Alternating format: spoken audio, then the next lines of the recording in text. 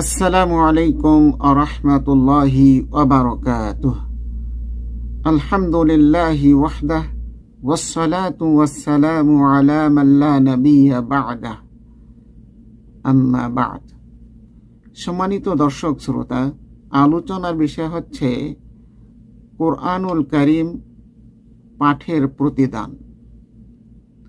রাসূলুল্লাহ সাল্লাল্লাহু আলাইহি ওয়াসাল্লাম বলেন, মান ক্বারাআ হারফাম মিন কিতাবিল্লাহ ফালাহু বিহি হাসানাতুন ওয়াল হাসানাতু বিআশরি আমসালিহা।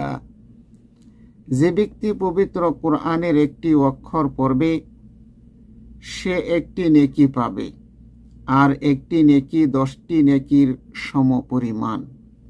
উক্ত হাদিসটি তিরমিজিতে বর্ণিত আছে।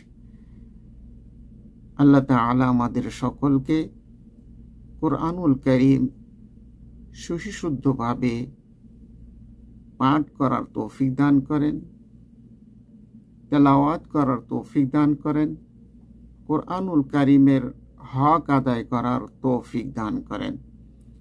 আল্লাহুম্মা সাল্লি ওয়া সাল্লিম আলা নাবিয়িনা মুহাম্মদ।